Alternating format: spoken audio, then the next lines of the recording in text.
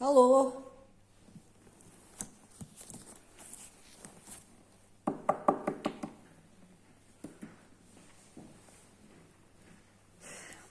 Здравствуйте. Сәлеметсіз бе? Бар ма сізде қантсыз дәрумендер? Какие именно? Қантсыз. Үлкен адамдарға арналған.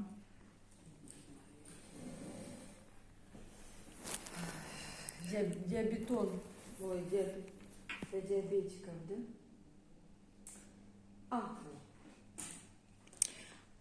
Сіздерде кешегі провизорлар қайда? Провизор ма, фармацевт па? Фармацевт. Иә? Кешегі адамдар қайда? Кеше болды ғой? 6 лет уже работаю. Жоқ, кеше басқа адамдар болды ғой, олар қайда? Другая женщина? Иә, кеше. Кәрі адамдар болды ғой? Получается, через день. Бір күннен кейін болады. Она провизор. Администратор бар ма сіздерде? Она и есть администратор. Қожайын ше? Қожайын кім? Қожайын Аспанов Булат Амирзаев. Аспанов Булат. Вот соның телефон бола ма? У нее телефон. Так, вот но неге орысша? Қараңыз. Это они прислали, да? Аспанов Булат. Да. Мінеке көрдіңіздер. Так, әкеліңіз мен қарайын. 290. Қазақша айтыңыз. Қазақша. Ну, Біріншіден маған я понимаю, но сіз міндеттісіз. языковой барьер у меня. Барьер емес па? Мен, мысал үшін, орысша түсінбесем, сіз неме Я істейсіз? понимаю вас, хорошо знаю казахский. У меня бабушка казашка, извините. Я, онда сөйлеңіз, онда сөйлеңіз. сөйлеңіз, Қазақстан, ешқандай барьер болмау керек. Мұның маған жарамайды. Жақсы. Оспанов Болат дедіңіз, е? Жақсы, сау бол. Оспанов Болат, жақсы. Мінеке, мына жаңа дәріхана. Бір ғана екі тілде. Барлық орыс тілінде. Масқарасы Оспанов Болат деген.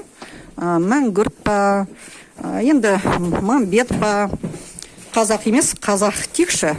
Кеше осының сатушысы мына бір баланы мында монголсың деп. Тут у нас говорят только на русском языке. Мы обслужим только на русском языке деп осылай кемсітіп ұлтаралық қатынасқа сына қағып кетіпті. Жаңағы қыз да енді дөрекі сөйлеген жоқ ол. Жақсы, бірақ та не үшін біз Қазақстан Республикасында көнуіміз керек орыс тіліне. Егер адам түсінбейтін болса, ол түсінуге міндетті емес. Ол қалай сонда өзіне дәрі алады? Өліп қаламас, сонда дәрі алмай. Мысал үшін қазір дәрі алып, нетпесе бір аурулар бар ғой, сол моментте өліп қалатын сондай жағдайлар болады. Мінеке осындай масқара болып жатыр. Тоқаев бізде орыс тілін дамытам деп жатыр. Енді губерниялыққа дайындық болып жатыр ма, неме болып жатыр? Ұлттығымызды жоюға енді со неде тұрдық па, со рельсқа тұрдық па. Мен сіздерді, қазақтар, ұлттығыңызды жойғыларыңыз келмесе, мынау айтпақшы Ленинский деген кент, әлі күнге шейін Ленинский масқараға орай біздің қорқақ жалтақ әкімдердің арқасында отыр. Ленинді өздері құлатып, Ленинградтың орнына Петербург, Ресей сөйтіп отырғанда, мыналар, олар өздері құлатқан Ленинді, өздері түкке жаратпай тастаған Ленинді, ана орыстар Ресейде. Мыналар жармасып осылай отыр. Мінеке осындай масқара біздің әкімдер. Осы Павлодар қазір мінеке Байханов келді, ол да қазақ тілін жуытпайтын әкім. Оның алдында Сқақов болды, оның алдында Бакалов болды. Мінеке солардың арқасында біз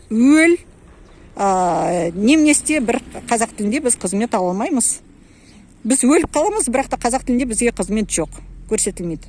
Қызмет тек қана орыс тілінде. Ол бір, екінші мына масқара кемсітет ұлтаралық қатынасқа сына қағады 100%. Осылай біреу монголсың, анаусың, мынаусың десінші, 174-ші баппен қазақты соттай салады. Бізде мінеке түк болмайды мыналарға, түк болмайды. Мына видеоны қойған адамды кінәлап жатады. Мінеке осындай масқара. Тоқаев, президент, жауап бер.